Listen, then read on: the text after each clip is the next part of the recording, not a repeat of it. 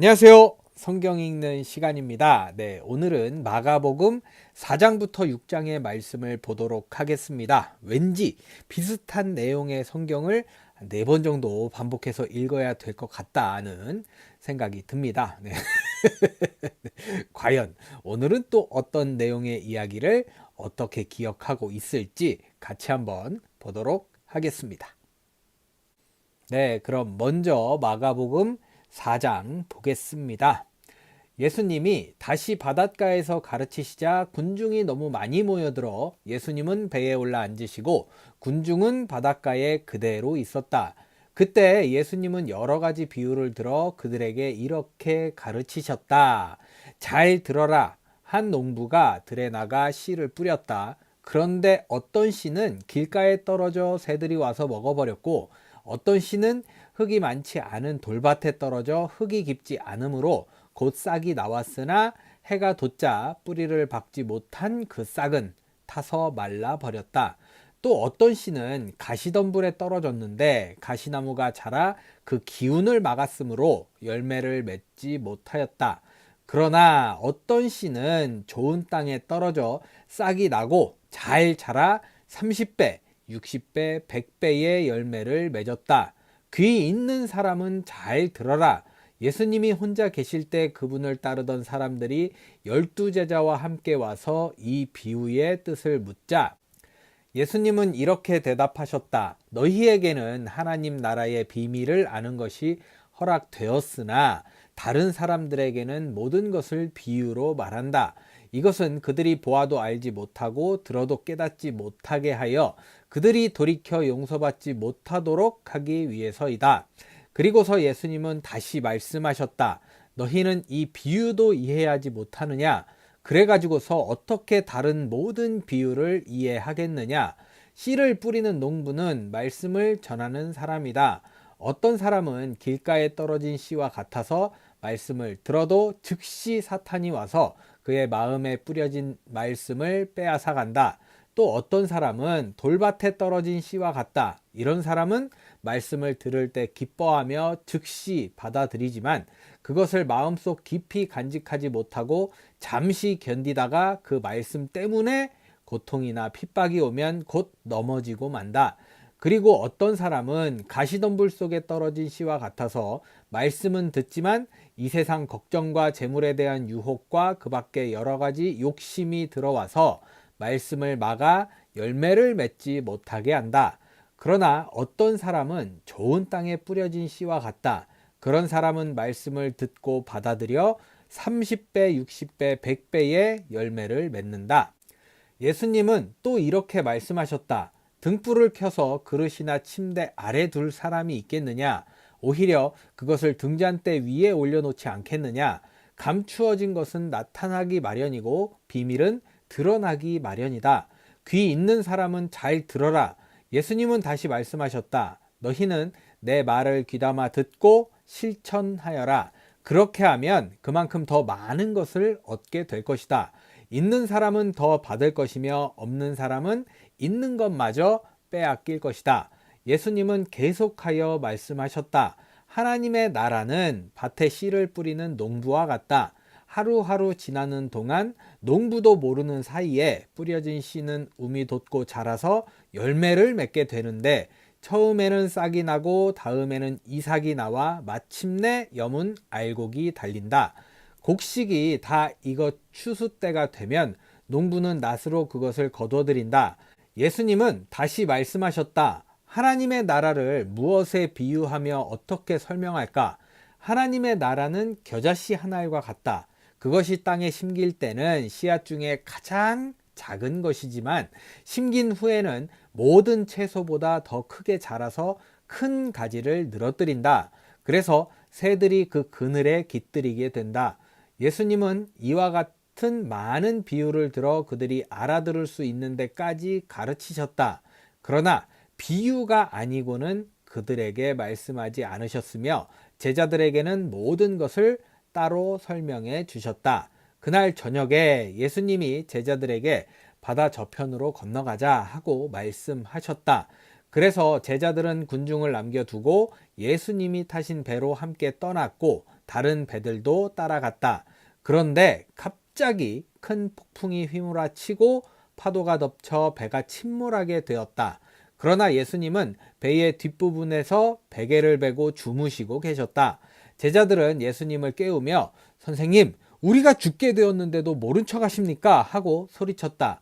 예수님이 일어나 바람을 꾸짖으시며 바다를 향해 잔잔하라, 고요하라 하시자 바람이 멎고 바다는 아주 잔잔해졌다. 그리고 나서 예수님은 제자들에게 왜 그렇게 무서워하느냐?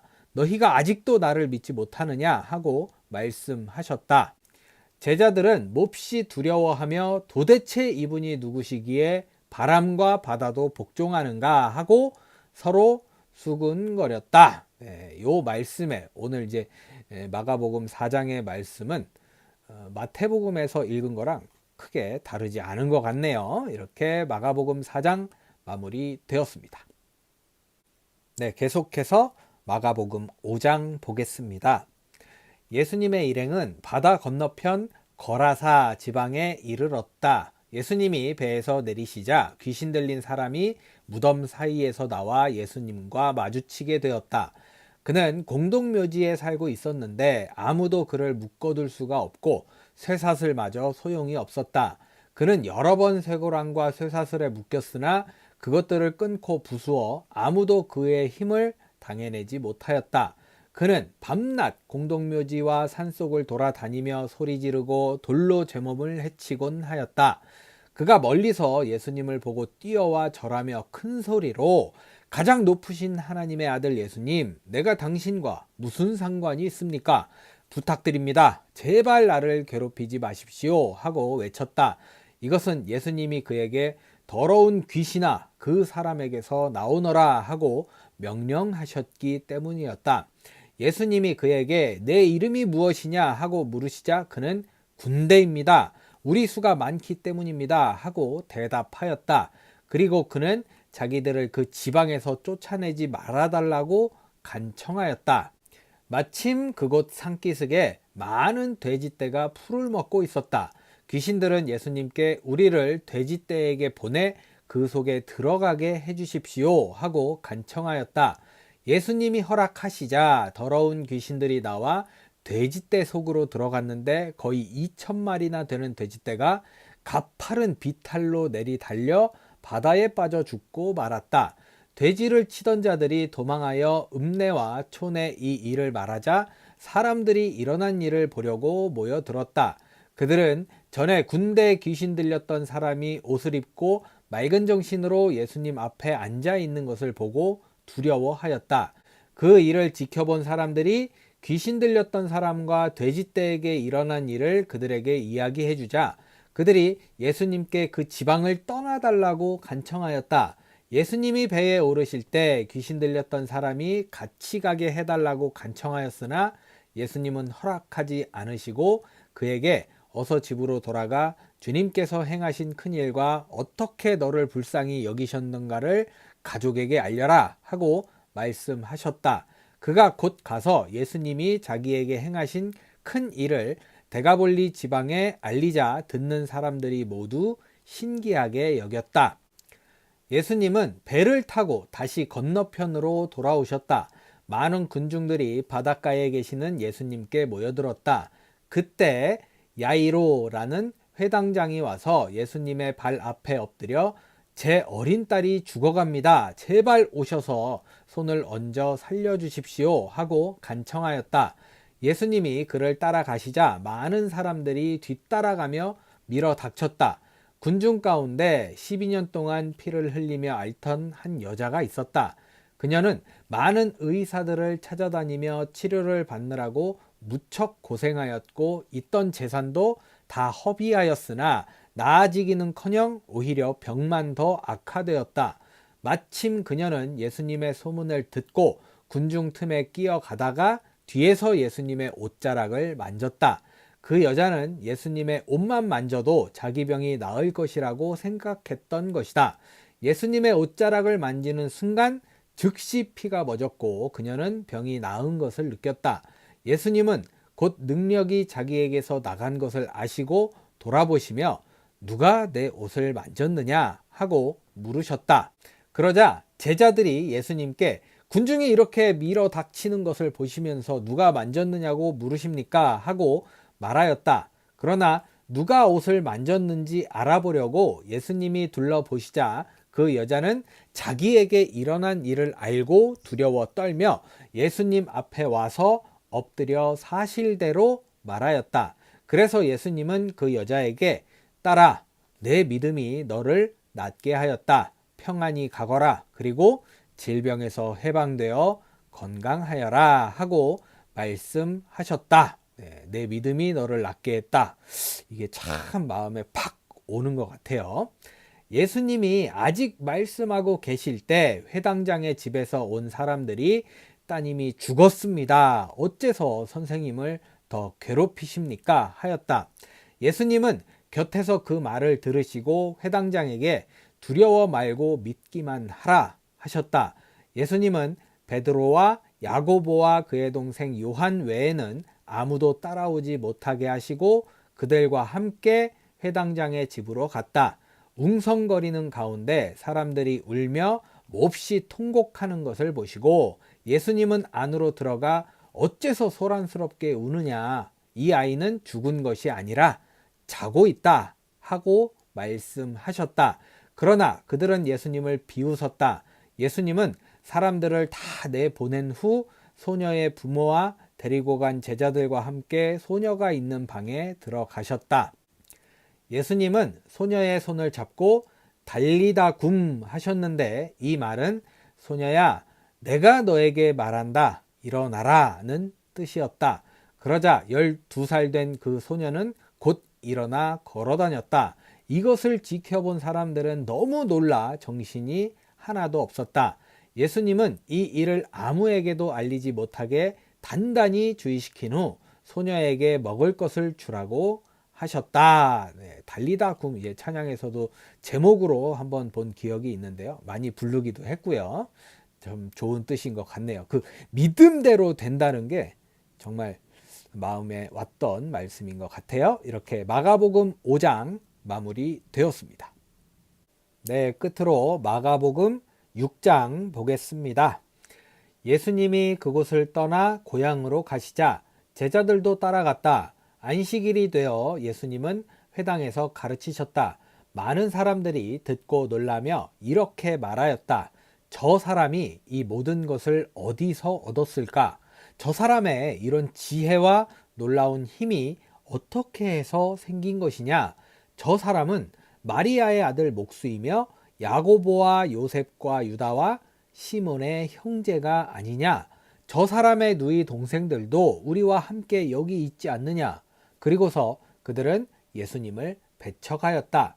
예수님은 예언자가 고향과 친척과 자기 집에서는 존경을 받지 못한다 하시고 거기서는 아무 기적도 베풀 수가 없어서 병자 몇 사람에게만 손을 얹어 고쳐주셨다. 내 믿음대로 될지어다 라고 말하고 싶네요.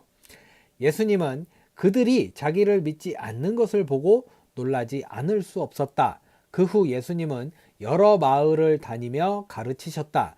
그리고 예수님은 12제자를 불러 둘씩 짝지어 보내시며 더러운 귀신을 쫓아내는 권능을 주시고 그들에게 이렇게 명령하셨다. 여행하는 데 필요한 지팡이 외에는 아무것도 가지고 가지 말아라. 식량이나 가방이나 돈도 가지고 가지 말고 신발만 신고 여분의 옷도 껴입지 말아라.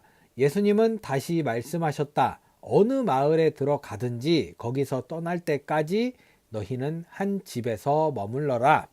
어느 곳에서든지 사람들이 너희를 영접하지 않고 너희 말도 듣지 않거든 그곳을 떠날 때 신발에 묻은 먼지를 털어 그들에 대한 증거를 삼아라. 그래서 제자들은 나가서 회개하라고 전도하며 많은 귀신을 쫓아내고 여러 병자에게 기름을 발라 고쳐주었다. 예수님의 소문이 널리 퍼져 마침내 헤롯 왕의 귀에까지 들어갔다. 사람들은 죽은 세례 요한이 다시 살아났다. 그래서 그가 기적을 행하는 이런 능력을 소유하게 되었다 하고 말하였다. 어떤 사람은 그를 엘리야라고 말하고 또 어떤 사람은 옛날에 예언자와 같은 분이라고 하였으나 헤롯은 듣고 내가 목베어 죽인 요한이 다시 살아났다 하였다. 헤롯은 전에 자기 동생 빌립의 아내 헤로디아와 결혼한 일로 요한을 잡아 가둔 일이 있었다. 지가 결혼을 했는데 요한을 가두는지 모르겠네요. 그것은 나오네요. 요한이 헤롯에게 동생의 아내와 결혼한 것은 잘못입니다 하고 말했기 때문이었다. 그래서 헤로디아는 요한에게 앙심을 품고 그를 죽이려 하였으나 헤롯이 요한을 의롭고 거룩한 사람으로 여겨 두려워하며 보호하기 때문에 뜻을 이루지 못하였다. 헤롯은 요한의 말을 들을 때 몹시 괴로워하면서도 그의 말을 즐겨 듣곤 하였다. 마침 헤로디아에게 좋은 기회가 왔다. 헤롯이 자기 생일날에 고관들과 고위 지휘관들과 갈릴리의 귀빈들을 초대하여 잔치를 베풀었다. 그 자리에 헤로디아의 딸이 들어와 춤을 춰서 헤롯과 참석한 손님들을 즐겁게 하자 왕은 소녀에게 내 소원이 무엇인지 말해보아라. 내 나라의 절반이라도 주겠다 하고 약속하였다. 소녀가 나가서 자기 어머니에게 무엇을 요구할까요? 하고 묻자 그녀는 세례 요한의 머리를 달라고 하여라 하고 대답하였다. 네, 엄마가 돼서 딸한테 이런 요구를 한다는 게 참 어이가 없네요. 그래서 소녀는 급히 왕에게 가서 세례 요한의 머리를 쟁반에 담아 지금 곧 제게 주십시오 하였다.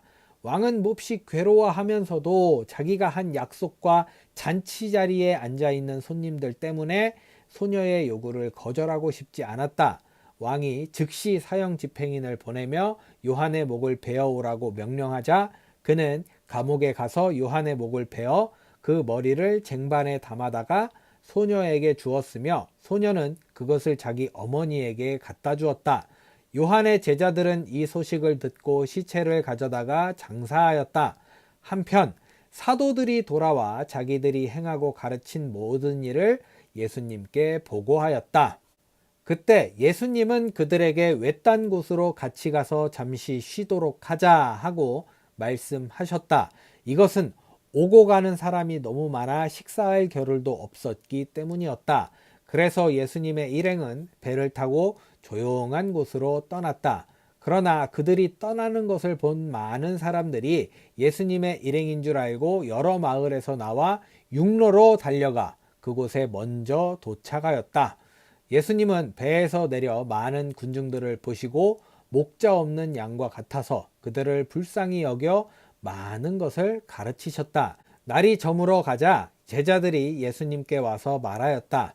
이곳은 벌판인데다가 날도 이미 저물었습니다. 사람들을 가까운 마을로 보내 각자 음식을 사 먹게 하십시오. 너희가 저들에게 먹을 것을 주어라. 우리가 가서 200데나리온이나 들여 빵을 사다가 먹이란 말씀입니까? 너희가 가진 빵이 몇 개나 되는지 가서 알아보고 오너라. 그래서 제자들이 알아보니 빵 5개와 물고기 2마리 뿐이었다. 그때 예수님이 제자들에게 모든 사람을 떼지어 풀밭에 앉히라고 지시하자 그들은 100명씩 50명씩 모여 앉았다. 네, 규모가 살벌합니다. 네. 예수님은 빵 5개와 물고기 2마리를 받아 들고 하늘을 우러러 감사 기도를 드리신 다음 빵을 떼어서 제자들에게 주시며 사람들 앞에 갖다 놓게 하였다. 그리고 물고기 2마리도 모든 사람들에게 나누어 주셨다. 그래서 그들은 모두 실컷 먹고 남은 빵과 물고기 조각을 12광줄이나 거뒀으며 먹은 사람은 남자만 약 5,000명이었다.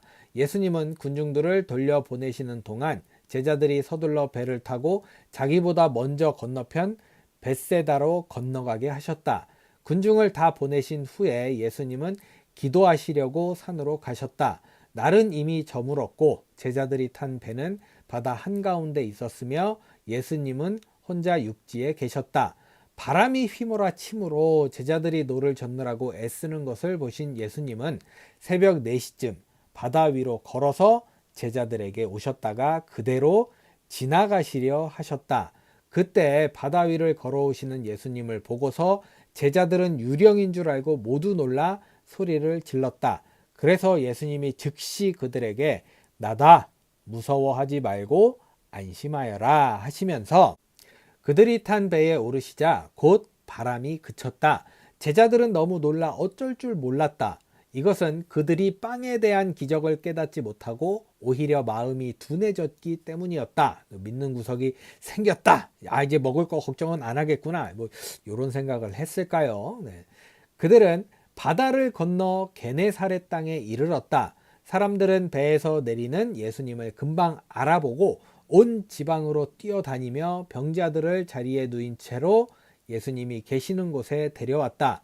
또 사람들은 예수님이 이르시는 곳마다 병자들을 길거리에 데려다 놓고 예수님의 옷자락이라도 만지게 해달라고 간청하였으며 만진 사람은 모두 나았다. 네, 이것도 이제 믿음에 관한 내용인 것 같기도 하네요. 이렇게 마가복음 6장 마무리되었습니다. 네, 이렇게 해서 오늘 마가복음 4장부터 6장의 말씀까지 모두 읽어봤습니다. 네, 제 마음이 달라진 건지 어쩐지 모르겠지만 똑같은 내용을 쭉 읽는 느낌이잖아요. 그 와중에 내 믿음대로 될지어다 라는 말이 팍 이렇게 가슴에 꽂히더라고요. 네, 그러면서 우리가 무엇을 보고 어떤 것을 믿고 의지하느냐에 따라서 결과가 많이 달라지겠다라는 생각이 들었던 오늘의 말씀인 것 같습니다. 네, 모쪼록 여러분들 오늘 복된 하루 잘 보내시고요. 네, 우리 믿음대로 되는 무엇을 어떻게 믿을지는 모르지만 그 믿음대로 되는 하루 보내시기를 기도하겠습니다. 네, 저는 내일 마가복음 7장부터 9장의 말씀을 들고 찾아오도록 하겠습니다. 오늘도 함께 해주신 여러분 감사합니다.